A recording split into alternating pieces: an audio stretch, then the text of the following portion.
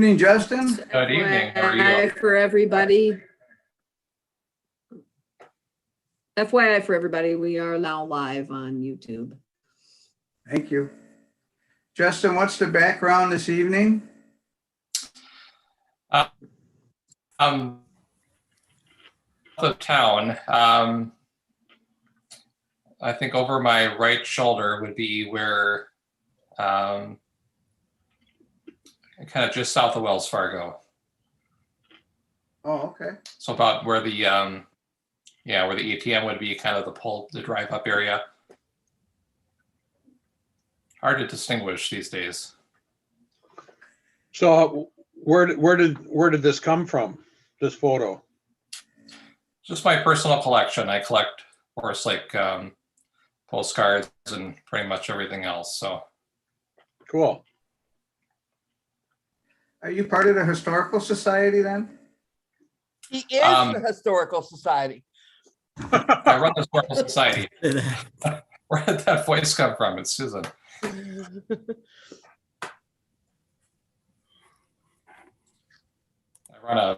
run a site on Facebook called Old Forest Lake. It's a lot of fun. So I don't do Facebook, but my wife does, so I'll have to go up on her thing and yeah, tell her about it. Old Forest Lake. All right. There are some amazing detectives on that Facebook site. Mm-hmm. Good evening, Susan. Good evening, Donovan. Hello, Good Chair evening. Gerard.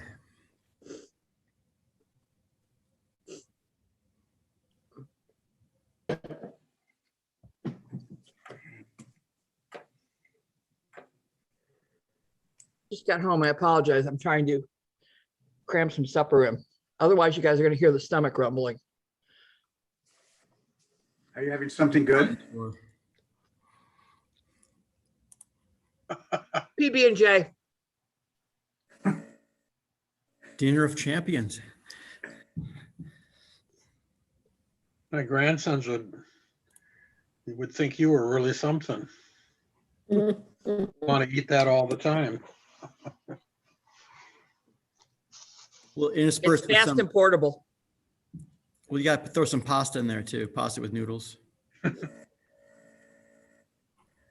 all of that will last forever in your cupboards.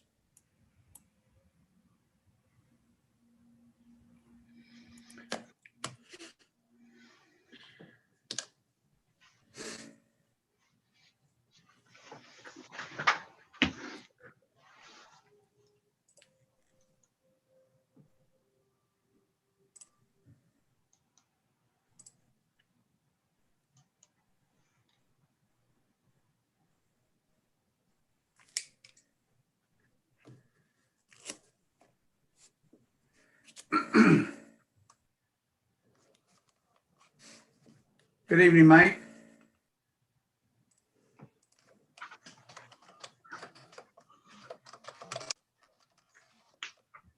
He's on mute.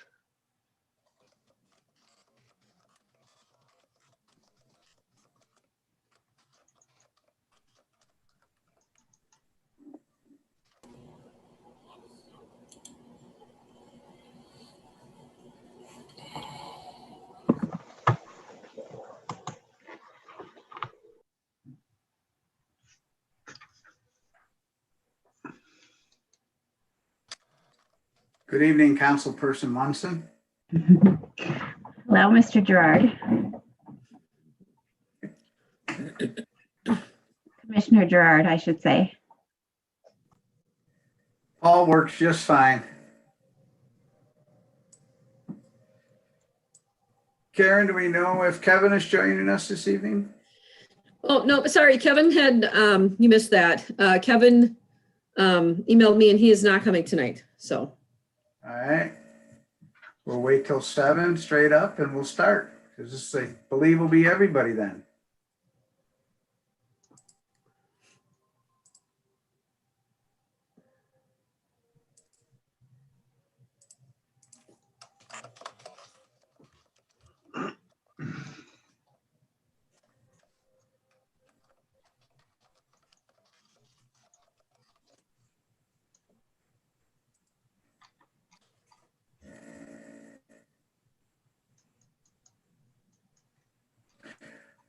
It's 7 o'clock. We'll call the meeting to order. Karen, would you take the roll, please? Commissioner Young, Here,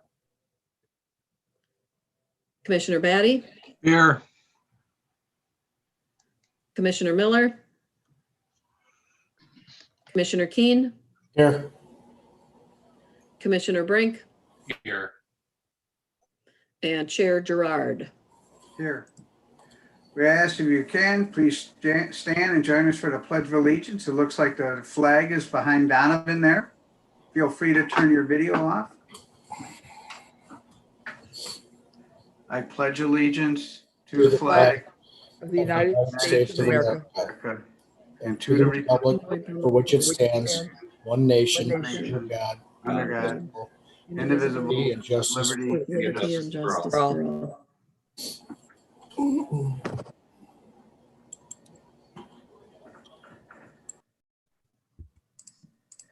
All right, our next order of business is to approve the agenda. I have a motion. I have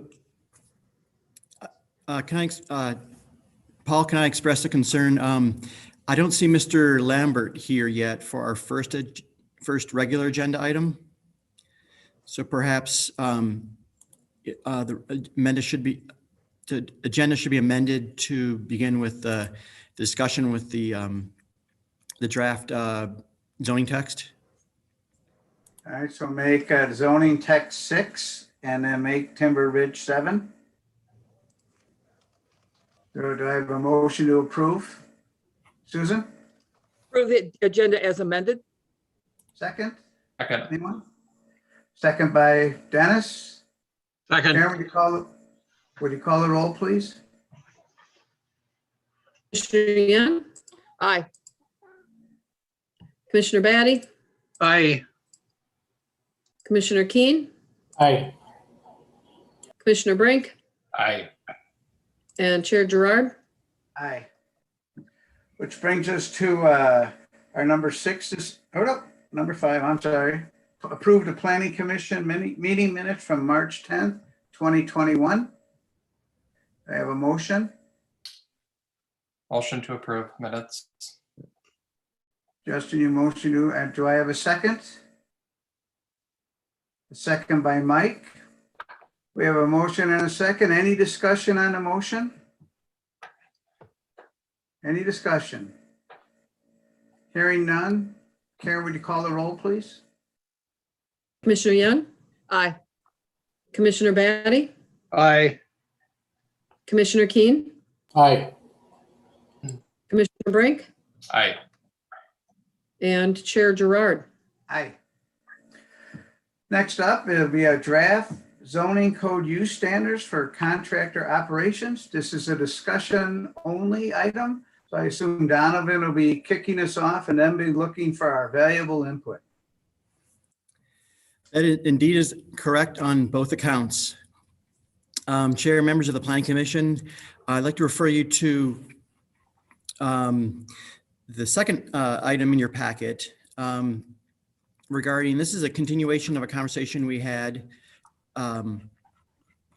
last meeting where in looking at what uses could be accommodated within industrial zoned areas, I question whether the staff and Planning Commission should explore the contractor operations as a potential use. And so what you have before is some use standards that to me reflect what minimizing the impacts on neighboring properties, producing some standard for the type of businesses that have a minimal need for indoor space, though I think that some should be required as part of this. And then a lot of space for storage of materials and equipment, often in yards. The yards, of course, should be screened, and it should be remembered that these standards are in addition to minimum design standards for buildings, for screening of materials, and of outdoor storage, in general. So this is not meant to, this isn't the only thing that would apply to these type of businesses. And I'd like to share with you the few use standards that I pulled together, which are really rather simple, involve having a minimum of 2 acres in size for a lot, that the contractor operations must include a principal structure of at least 8,000 square feet in size in the parcel, and the property must be at least 250 feet from a state or federal highway. In this case, probably the federal highway, the federal highway is probably not that applicable, but the intent there in the last one is to still preserve those frontages for more intensive uses, ones that really require that public visibility, and ones that we probably want to have more of as a showcase location. And contractor operations are really, in many ways, they're there to, for the business to operate out of. Oftentimes, there's not a lot of work that actually occurs at these places, though, obviously there couldn't be some, ancillary office and perhaps even retail, some limited retail uses with in addition to that. So I'd like to, without further ado, open it up to Plan Commission discussion on what do you envision for these? I mean, do you get a sense of what I'm talking about, and do you still support this as a concept for these industrial areas? Since this is just a discussion item, I welcome people just to jump in instead of having to have me call on you. Just be polite and let the person who's currently speaking speak, and then speak after the answer. And we'll just try to get a little more free flowing. It gets a little stuck on loneliness. Just wait. So just talk amongst ourselves, and whoever would like to start, please start. Donovan, I had a whole list of things on here, and I left my list at work, but I remember most of them. Is 2 acres going to be enough once you've got an 8,000 foot structure and you've got screening? I'm assuming that they are not going to be allowed to have the entire site be impervious surface. Right. I mean, I believe it's pretty much this is still within these industrial areas, and 80% is the general. I think that's the level for both the I and B3 zoning districts. I have some concerns about the size, whether 2 acres is enough, and I'd appreciate the thoughts of others. On this part of the code, do you want to have things like lighting, hours of operation, entrances and exits, in terms of being able to get off the property without destroying traffic? Do we have a noise issue? Most contractors that I know are also doing a lot of snow plowing, and there ain't nothing like beep, beep, beep at 3 o'clock in the morning as they're getting ready to go snow plow a parking lot. Hey, Chairman, you said be a little bit informal. Absolutely. I was laughing. So those are some of the things to start with that I'd appreciate the thoughts of the group. I'm going to overlap here. But I was wondering about this impervious surface. Is that covered in another part of the code, Donovan, for entities like this? And would there be a limitation of the amount of impervious surface that you? Yeah, it's 80% in the underlying zoning code standards, and Okay, that so they usually if you're doing impervious for 80%, you're going to need a good percentage of the land for the stormwater ponding, and of course you have setbacks, and you have of course the screening as Susan mentioned, and that's just to be clarified. That was I'm looking for, operations, a minimum of 2 acres. So that's not any way a maximum, but it's so that, it's kind of, we have, I'd like to see just larger operations, a few larger operations located, in Forest Lake. Couple of excavators, 2 or 3 low boys, a D9, bunch of contractor pickup trucks, and storage of wire and pipe. 2 acres goes by real fast. So you would There's the think guys that, on Highway 8 there, over by the lumberyard, McCarran's, and they're packed in there.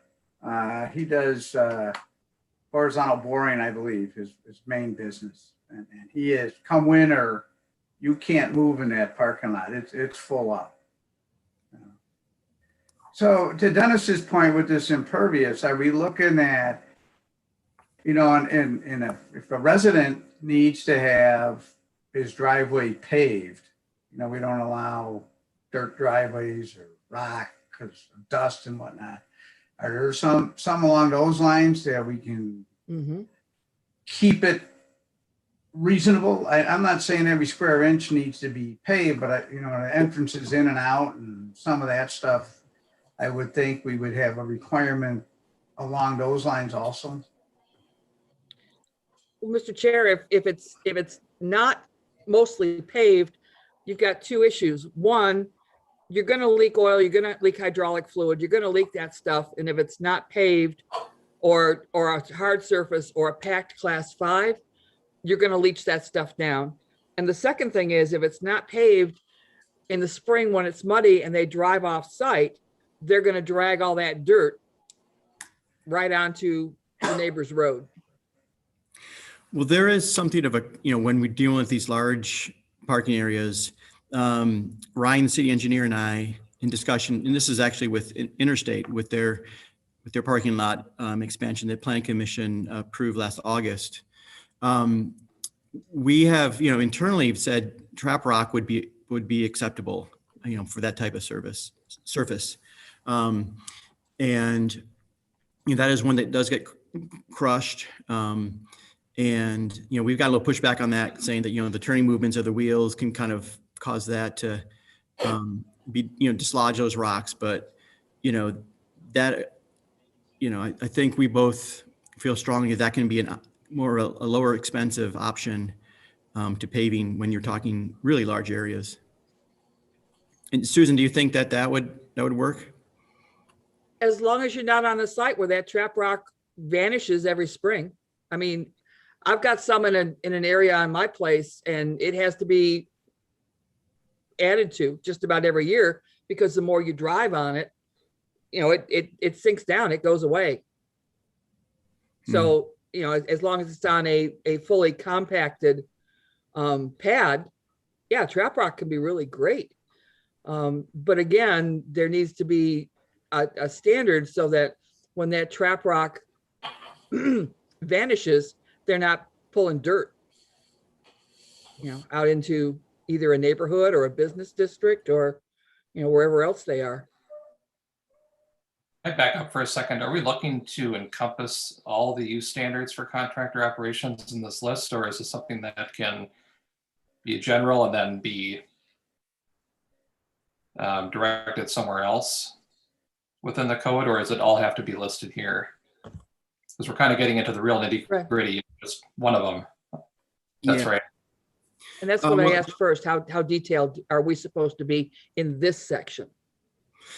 Well, I think we can be as detailed as we want to be in this discussion. And, then kind of go back and do some cleanup to make sure we don't have overlap with underlying standards, that relate to impervious, or, talk more about the things that might contradict other standards. Like it's pretty clear that the regular, parking areas for commercial areas need to be, hard packed, dustless, bituminous concrete. And so this is a little bit of departure, but given the kind of the size of these yards, that seems like a a reasonable compromise. But so Justin, within the zoning code, there's a collection of use standards. It can be anything from drive-throughs to trash enclosures. So this is meant to be kind of what is particular to contractor operations, and how to permit them, and create decently good development. Good development, somewhat affordable given the economics of these kind of businesses, as well as trying to minimize any sort of negative impacts. Like if they were, making sure, I think that having some paving within maybe say 100 feet of the roadway, the public road, is needed in order to make sure that they're not tracking that sediment onto the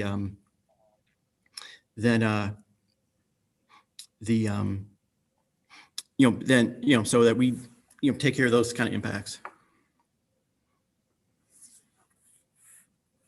At the end of your definition, where it says improvement of structures and improved property, I stumbled over that a little bit. I wasn't quite sure what you meant by that. I'm thinking that this is a yard for owners who have trucks and trailers and stuff to store outside. So if I would work that wordage at the very end a little bit. I thought it was a little tough for me to understand, but consider me not too bright. In other words, Donovan, a contractor could also be somebody who does land clearing. And so he would be clearing, and it wouldn't be, so maybe it doesn't need to, you just delete the word improved. Would that, Chairman, would that help? Yeah, just, property. Yeah, just structures, property, grounds, whatever. Just to make it clear that, to me, a little clearer on, we're looking for, go ahead, Dennis. It's kind of the Department of Redundancy department there a little bit,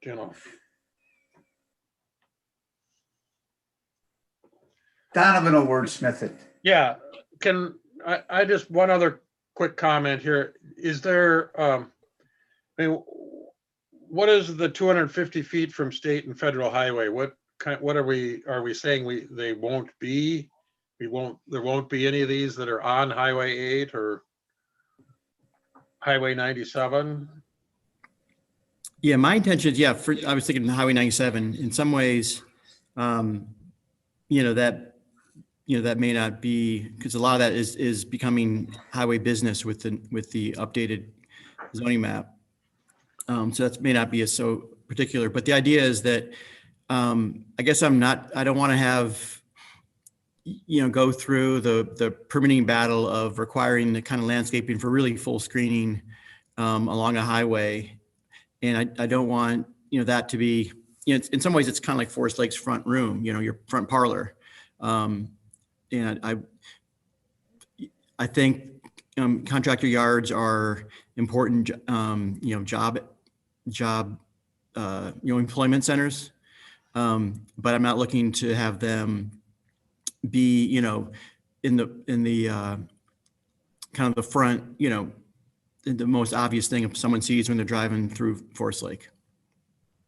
Donovan, are you saying then that if someone were to put up something on Highway 97, you'd rather see their building up in the front and all their parking and storage and maintenance and repair work done in the back? Maybe that's how it would work out. But the idea is that then, there's another more intensive land use is closer to the highway. In other words, not having one of Mike's favorite properties right there on Highway 61 without some, screening, that there may be a better use there that would take better advantage of high visibility and high impact in the community. Thank you, Susan. Well said. Other comments for Donovan? Donovan, what else are you looking for? These are good. And Justin, if you have other ideas, you want to, dive into more details, I'm available too. If you want to, meet up, offline for that. Thank you, Donovan. Susan, if you want to send me your the list that you created, that you're just, speaking from memory, I welcome that as well. I do want to make sure we capture the hours though. And if it's going to be a 24-hour operation, and most contractors are, then how are we going to make sure that noise is mitigated for adjacent properties? Okay. Yeah, most construction contractors start, they want to be on the job by 7 or earlier. And if that's the case, then they're going to be leaving their yards earlier than that. Yeah. And I do think we do have a noise ordinance, but it's hard to enforce. And basically it's meant to be for those construction sites where, the trucks already arrive. So I think you make a good point there, Dennis. Donovan, you mean the zoning inspector wouldn't be there at 3 o'clock in the morning when the guys are getting there to go out and do snow plowing? Well, I'm looking to get one in the 2022 budget, the 24-hour, and drones too.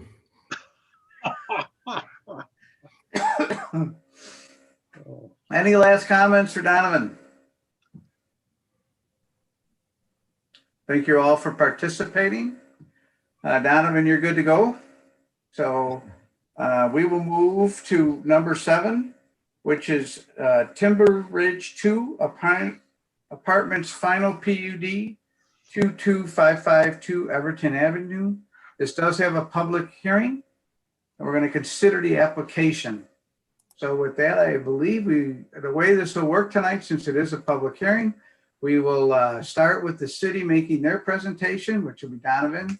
There's the planning commission members then will be open to ask any questions that they may have or clarifications they need. We will then ask the applicant if they'd like to say a few words, and we may have some questions for the applicant. And after that, we will hold a public hearing.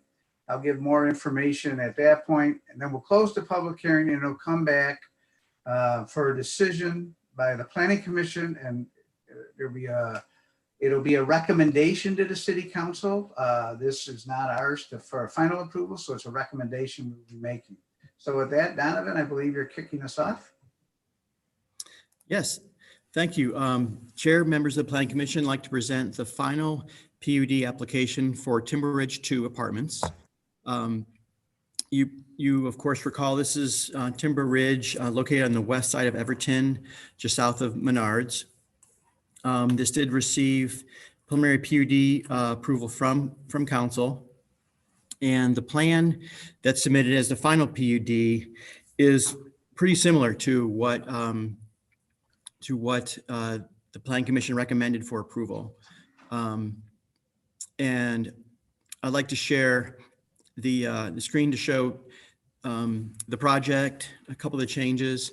Also, I'll note that following the initial submittal, there was another civil set that was sent to me, and I should have included it in the packet. And I'd like to show that now, but for some reason, it's really gumming up my ability to show a PDF. So I'm going to just work from the Planning Commission packet. But the changes are minor. They relate more to the buffers, the wetland buffers, and not related to the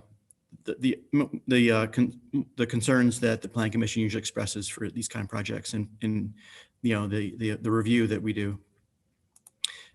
So I'm sharing. Trying to share the site plan, which shows the 2 buildings, as you've seen before, still the single access onto Everton. I'd like to note that the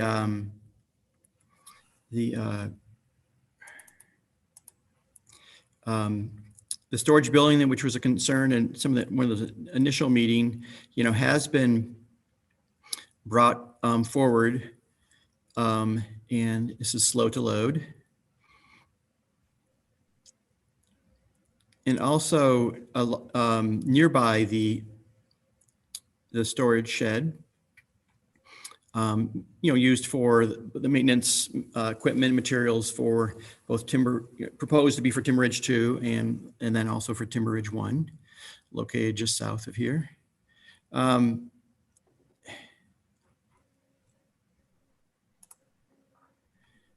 And I am just bogging down here. I apologize for that.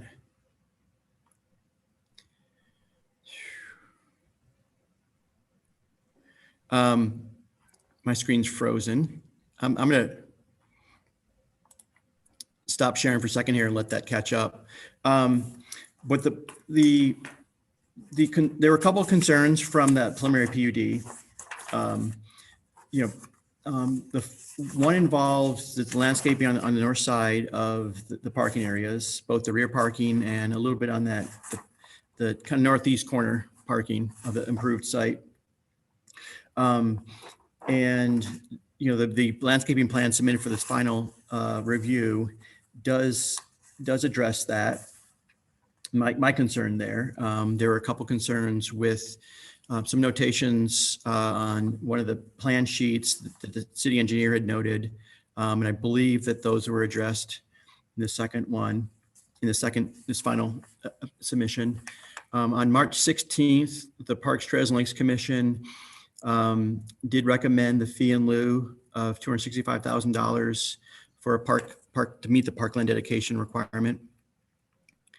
I'm going to try again and see if I am not sure what's going on here. I'm just looking at the wrong sheet. Yeah, I think I was. So here we go. I'm seeing the proposed storage building, and what I want to show is how the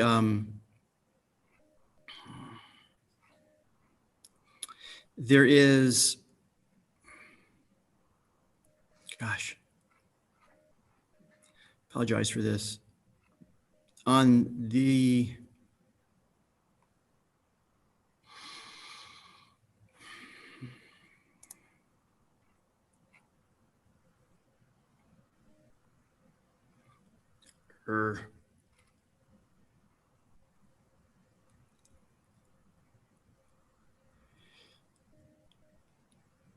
apologize for this. What I'm trying to show is the proof of parking over by the back shed, which would push the shed further back. And I believe the applicant showed that proof of parking just in case along Everton, where there is proposed to be a line of trees that meet code with screening, and it's recommend those be deciduous to provide more shading for the pedestrians walking by on the future trail with that Everton Avenue reconstruction. And since right now in discussions with county's project team staff regarding that, the design of that Everton Avenue, currently those trees are in an area that the county has said they would like to have a drainage utility easement.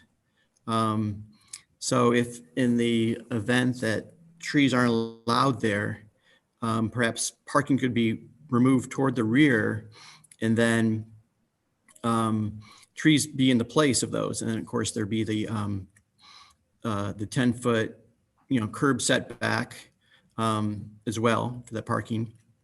But that's all future. What is proposed right now does meet the city zoning code for the parking setback, the landscaping, and that sort of thing. There's also an active wetland replacement application for this, as well as the Comfort Lake Forest Lake Watershed District, did offer approval of both for stormwater and a variance. I believe that was for the buffer at their last board meeting. And I'm still not getting this Donovan, would you like me to try to share? I have a PDF up. If you could, please, because All right, it's just, I'll try taking the bullet for a minute. Let's see if I can do it. No promises, folks. thank you. You like that one? Has everybody got that one? Oh, not yet. Yeah. There you go. So Okay. maybe to make it simple, Donovan, does that help you enough? That's kind of your landscape. So that shows, yeah, thank you, Mark. So that shows the trees that were concern that I had from the preliminary plan. If you notice, they're black spruce along the rear northern northern edge of the rear parking area, as well as there's further, other trees in that northeast area, northeast corner of the parking lot. And with that, I pretty much, this is just really an update from what we presented as part of the preliminary PUD review. We're there's still 4 PUD flexibilities sought that relate to the percentage of 1-bedroom units, the minimum apartment size, required enclosed parking, and maximum building height. And the staff recommendation is for approval with 8 conditions, and these primarily concern the meeting all the city engineer and fire chief's concerns. Also getting the proper permitting from the Comfort Lake Forest Lake Watershed District, having a wetland fill and replacement plan approved, getting the permitting from Washington County, as well as paying the parkland dedication fee and submitting the required financials. With that, I'm happy to take any questions from the Planning Commission. All right. Mark. Mark, could you stop sharing for now? Will do. Thank you. Any questions of Donovan? Dennis? So, Donovan, at what point will we know on this parking and line of trees along Everton there? I mean, do you have any idea? Because you're talking about, I counted the spaces, I think there's 13 of them there. And it looks to me, I got this pulled up on another screen here so I can see it, and it looks like there's 6 or 7 deep, double moving. So what would happen is that building, the storage building, would move back then about 6 times 10 or 6 times 9, about somewhere between 50 and 60 feet to the northwest. That's where those spaces would go, yeah. if they're not approved by the county. Yeah, so Up front there. I am not certain of their latest, what their design schedule is. They, back in early January, they thought they'd be done by end of February. That has not happened. And I know we got a request for some contact information for some of the business owners. So I know they're still doing design. But that was, but it seemed, whether or not, it's I'm not sure how they're coordinate, this project coming in exactly what, Mr. Lambert's intended schedule is, but he's willing to tell us what he's They reached out to me last week, and we are trying to schedule a meeting. I think my hope obviously would be to get it resolved before we pull a permit. So whether we're going with what you see with the buildings closer in, or whether or not we've got to give up the fight and move those spots out, I'd prefer to keep them if I can. And I think the county could play nice and let us try to landscape in the easement area that we're giving them for free. Just my thought. So I'm hoping that maybe they'll see it my way. I usually bat about 40% on those kind of battles, but I guess I'm up for the challenge if you're up for letting me play. Questions to Donovan? Donovan, I have one for you. In your narrative, under your criteria number 7, it does not propose phasing of this project. And in the narrative by the applicant, it states that under the architecture, it states that there is going to be phasing. Are we building the whole thing at once, or are we doing it in phases? Can you take that one, Mark? Sure, the answer is both. We'll start with, I suspect, the south building. I believe that's a little closer to the sewer. And then as they frame to the roof, they'll jump onto the next building, frame to the roof. So it's both. But we aren't going to do one building one year, one building the next year. They'll be both sequential. Thank you. Other questions? Hearing none. Mr. Lambert, I believe you're the applicant here. Would you like to add anything? Just more of a comment saying again, thank you for the preliminary support. And this is just the cleanup.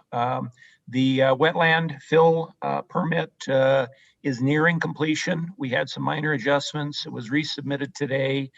We are told that it's been sent off to the members of the TEP, and we expect a final determination and approval probably within the week.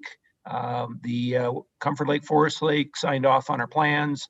One of the tune-ups in this set is that instead of having a buffer of 5 feet exactly around the wetland, they asked us to wiggle wobble the sidewalk around Butterfly Island and make a few extra covenants. So we did that. This set of plans catches up with that.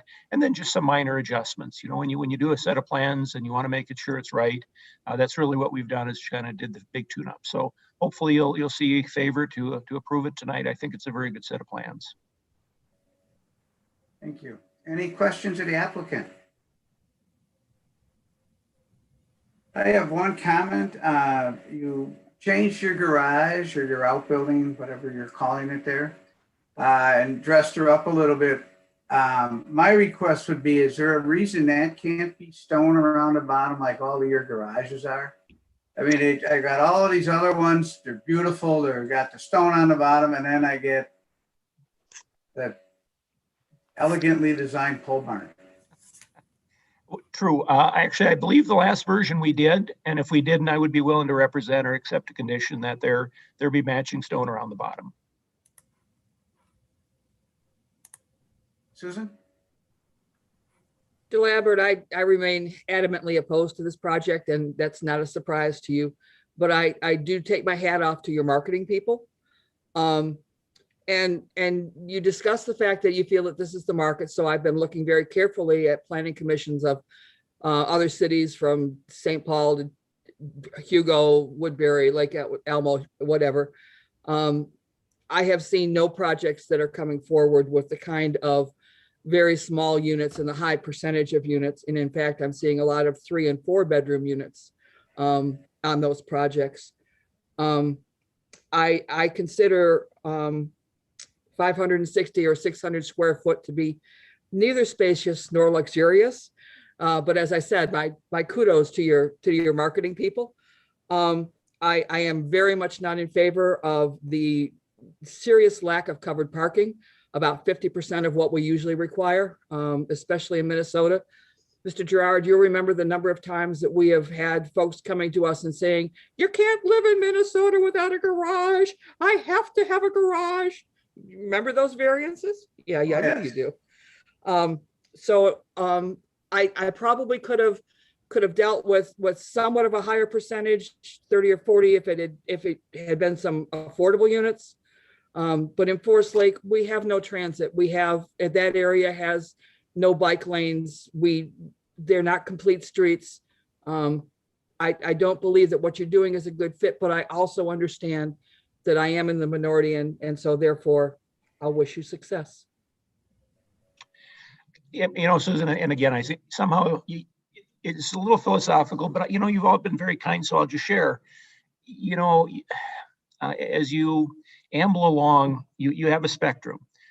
The developer puts up whatever the heck he or she wants to do, and hopefully they spitball whatever they think the market is. That's one side.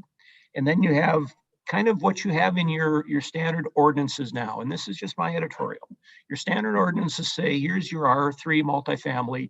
You shall have 10% this, 20% this, 30% this, and 17% that, whatever the numbers are in there, I don't even remember. But I look at that and I say, well, okay, who's better to make that decision? Is a zoning code that doesn't know the site, doesn't know the location, doesn't know the market, doesn't know what's been built and what's going to be built? Or is it the guy who's going to invest $15 million of his own money to build these buildings? Who should be making the decision as to what's being built?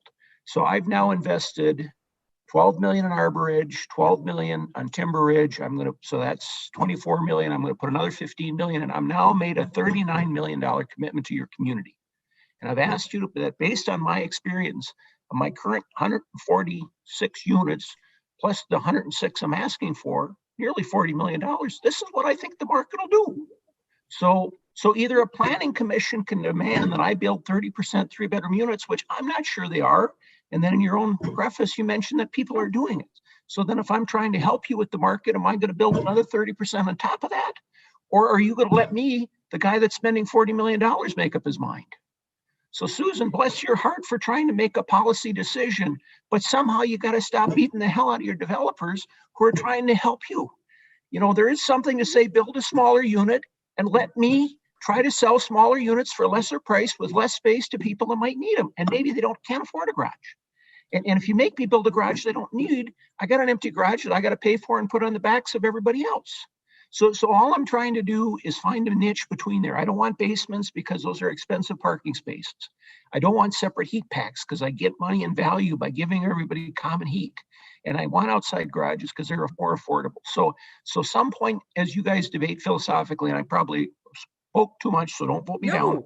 But you know, give more credence to the market because they should understand. Give credence to guys like me who want to put their money where their mouth is. Ask what they can do. Ask what you can do to help. Debate vigorously. Go beat the hell out of the parking commission. In case you guys didn't hear, I got to give them $250,000. Why the hell aren't you grabbing 125,000 of that and going putting on low-income housing to help somebody incentivize it, rather than me helping build more park benches? So you know that's my soap opera box. But anyway, you know, bless your heart, Susan. I know what you're trying to do, but I've found the best results are when you give the developers the credit if they're worthy of it. And there is a tension. It is up to the planning commission and some of us to say, let's make sure that there are places for a beginning teacher and her husband and her kid to live in Forest Lake. We know that they probably can't afford a house, but a 1 or 2 bedroom unit, especially in COVID times. And so there is a tension there, and I absolutely respect it. But I also have great concerns about going the extent of the difference here. And I do want to make sure that I can have some young families and some folks that are starting out be able to live in a great community like Forest Lake. Then keep approving us, guys. Keep bringing us back, and we'll keep bringing our money back. Yeah, and I would agree with Susan. I think that the number of efficiencies in ones are a higher percentage. I mean, I wouldn't like to see it go above 50%. And part of it has to do, the Susan's comment, this inclusivity of being able to let everyone be able to rent in Forest Lake, whether they have kids or whether they're a single person. And that's part of my thought behind, for lack of a better term, through zoning demanding a mix of units. But again, I missed the first meeting on the preliminary. I'm not going to derail the freight train.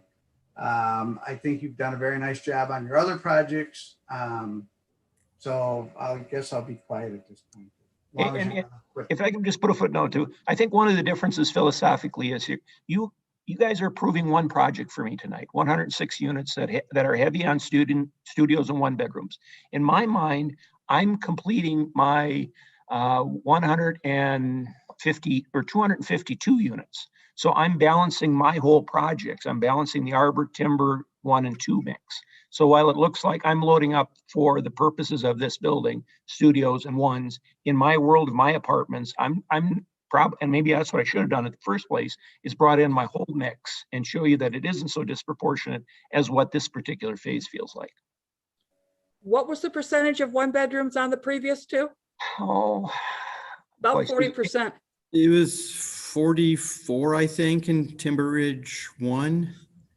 And Arbor Ridge was pretty similar. I do have the number somewhere. I think No, I've got an old- that's enough. I remember 'em and we've had the discussion. Any other questions of the applicant? Hearing none, this is a public hearing. The way this will work, we're gonna ask anyone who would wish to comment on this application to please state your name and address for the record and spend a couple minutes telling us your thoughts on this project. After we've heard everyone, we will then close the public hearing and we'll go from there. So it's 7:45. We'll open the public hearing. Donovan, is there anyone in person here to comment? There is no one at City Hall here to comment. Thank you. Karen, is there anyone on the Zoom meeting that here wishes to comment? I have no one in the chat wishing to comment. And I haven't received any emails, so no. So in the spirit of waiting a few seconds, we'll give it about 30 seconds and we can all admire each other. About 53 notices to the neighboring properties. Okay. Notifying them of the public hearing for the And who final. would have gotten any response to those? Would that have been you or Karen, or they all end up in one depository then?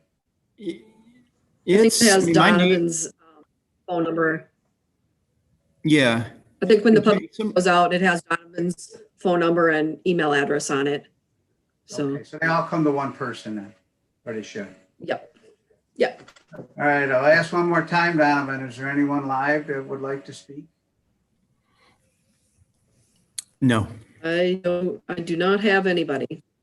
Okay, Oh, sorry. we'll close the public hearing then and bring it back to the commission for a motion or more discussion. Chair is open to either.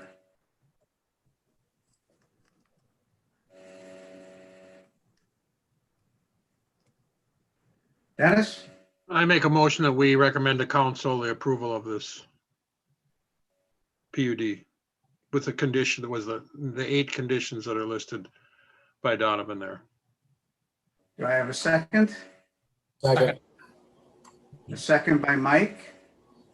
I would like to add, if we could, just another condition that the garage gets the same stone trim around it as the rest of the garages, or the outbuilding gets the same.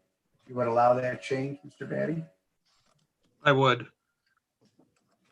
Mike, would you second that change?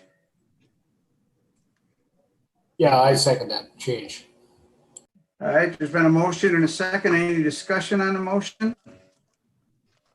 Any discussion? Hearing none. Karen, would you call the roll, please? Commissioner Young, No, Commissioner Batty, Aye. Commissioner Keen, Aye. Commissioner Brink, Aye. and Chair Gerard. Aye. Motion carries. congratulations. Mr. Thank you. Lambert, good luck on your project. You know, I'm an easy target. Send me an email if you want to bring me in for a debate some night. I'm certainly happy to do this. I've done this 30 years, 35 years, and you guys, there's a good cause and a good purpose. It's just back to Sharon's or Susan's point. We have tensions, but if we all listen, we can find the way. And I'm sure happy to try to help. So if you want some free subject to question, I'd be happy to come anytime you guys want. Thank you for offering that. We may take you up on it as we are changing our ordinances now. Sure, happy to help. We lost Donovan here. So Mr. Lambert, we just motioned to recommend to the city council. So this will become for the final vote, go to the city council. And Karen, that will be on what meeting? That will be on April 12th. So April 12th will be the final. Good. Well, thank you so much, That's what's going to everyone. council. We wish you all the best on the project. I appreciate all your help and insight. All righty. Thank you. Have a good night. You too. We have moved to our other And normally I start with Donovan, and it looks like I have lost him. Is I that- think we lost him. Okay, so Karen, do you have any other? I don't have any other. Commissioner Batty had asked again about the hybrid meetings, or, you know, or when can we go to in-person meetings? And what I explained to him earlier, and what I can say is that on Thursday next week, I do have a meeting with Dan and Paul Peterson from LATV. We've been working on, Paul's been working on the council chambers. And so we are going to do a test run to see how everything works in a kind of a hybrid meeting format, remote and in person, to make sure everything live streams properly and hits the monitors correctly in council, and a lot of technical stuff. But next Thursday is when we're doing a test on that. So we'll see how it goes. But that's the next big step. Thank you, Karen. So what did I Donovan? miss? Nothing Donovan, really. do you have anything for us? We're in the other. Oh, but was there I missed the vote. It passed 1, 2, 3, 4-1. 41, okay. Thank you. Did you have anything else for the planning commission tonight? That is all for the regular agenda items. We're in the other section. You know, you leave us and we just keep moving on, Donovan, so. I lost my connection. I had to come run, come to my office. I know you guys, you got still the down check school of meeting operations. More like the Kevin Miller, he moves it right along. Yeah, that's right. Miller movement. Yeah, thanks, Karen. Thanks. I caught a little bit of your update. And I was getting a little update from Dan today that, if we having the number of members, greater than council, Karen, that pretty much you and I are going to be the spectators, kind of the peanut gallery, Right. and the commissioners will basically take up all of the full kind of dais, as well as that side staff area, the whole L, or Correct. maybe hockey stick, because we're in Minnesota. Or are we 3 foot like the kids are? Yeah, well, it's still even with the 3 foot, it's gonna swing around the corner there. Yeah, there's a space. Like we had They worked 15 out. people on the commission. Go ahead, Sorry, I didn't Karen. catch that, sir. What's that, Paul? In the old days, when we merged the city and the town, we had, I think, about 15 people on the commission. You had them in the 15? front, and then we had tables on the side, and we had to have folding tables for some of us. And I was in the folding table crowd. I didn't even get the kids' table. Right, we might have a folding table section because we have to space out, so. I'll be at the Anything else? folding table Yeah. section. Karen, Anything else, Donovan? We'll be spaced out. We do not have an agenda for the first meeting in April. So the April, I believe it's 24th. We have some agenda items. I had something. I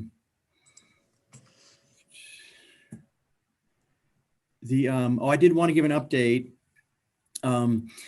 We had a that with the school district COP sign amendment from the last meeting.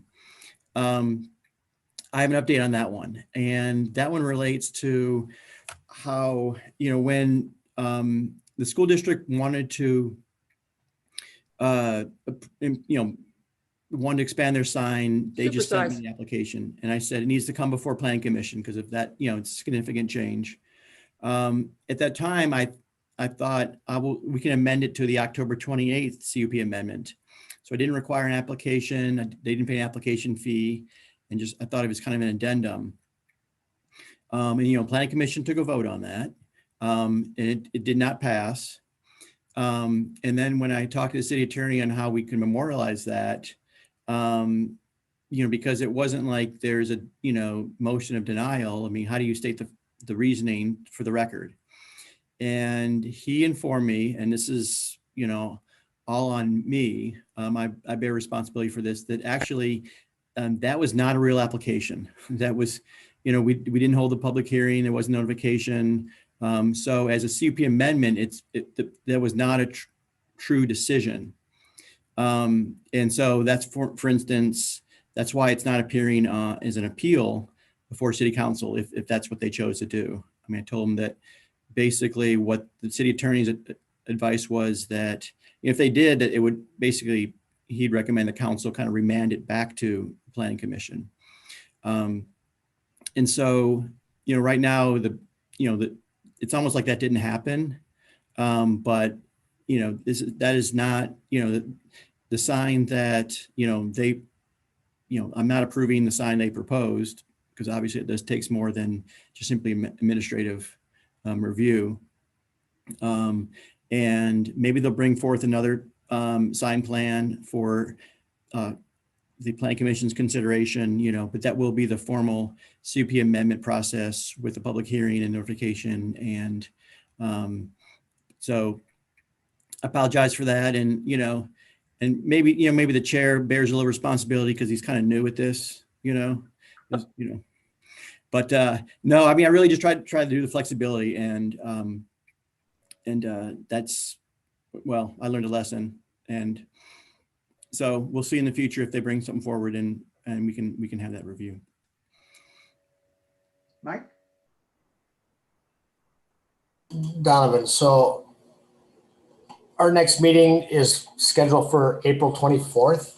We don't have anything in between then or before then? The second week of April? No, and actually, no, and Yes, April 24th. Sorry, April 28th. I'm sorry, it's 28th. Oh, 28th, but No. but 28th. nothing on the second week? Correct, nothing, right. Okay. And with the signage with the school district, so that's just kind of on hold right now to see what they're going to do. Yeah. Okay.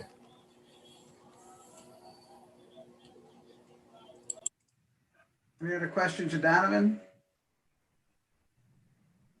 Moving on, we have Councilperson Munson, who's been sitting back quietly. Any comments for us? Any concerns? Any words of wisdom for us?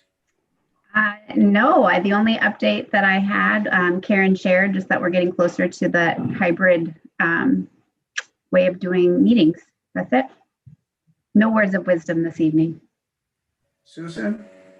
Council member, many cities give tax breaks to unoccupied either business rental units or housing rental units.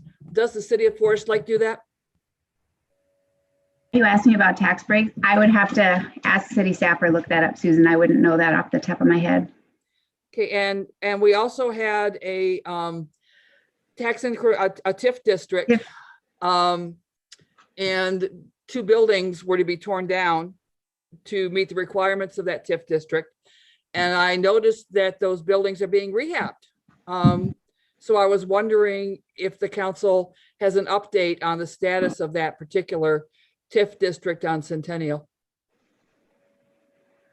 I do not. Donovan, do you? I can take that one. So due to the failed deadlines for development on those 2 lots, those were knocked out of the TIF district in 2019.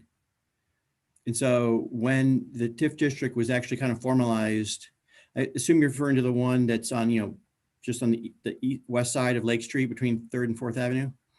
So that one right now, that TIF district is simply the Cornerstone Plaza development. Those other properties are just simply, within that commercial zoning district and have no special status as it is being within a TIF district. Okay. Thank you. And one more council member. There was a somewhat controversial development off of 97 on the golf course. Just curious as to the status of that.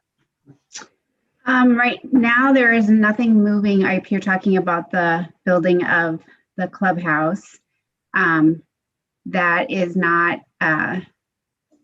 it's just on hold right now. That's all, yeah. Thank you, appreciate. Any other questions of our council person? Thank you.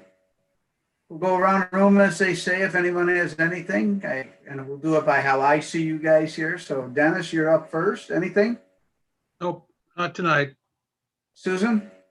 I've done enough damage. Justin? Nothing for me. Mike? Nothing. And I have no update, but I appreciate your patience with me this evening as I attempt to get back in the saddle. So thank you all very much. Since everybody's been covered, the chair is looking for a motion to adjourn. Motion to adjourn. Motion by Justin. Do we have a second? Second. Mike? It's a non-debatable motion. Karen, would you please call the roll? Commissioner Young, Aye. Commissioner Batty, Aye. Commissioner Keen, Aye. Commissioner Brink, Aye. and Chair Gerard. Aye. Thank you all. Have a good week. Thank you.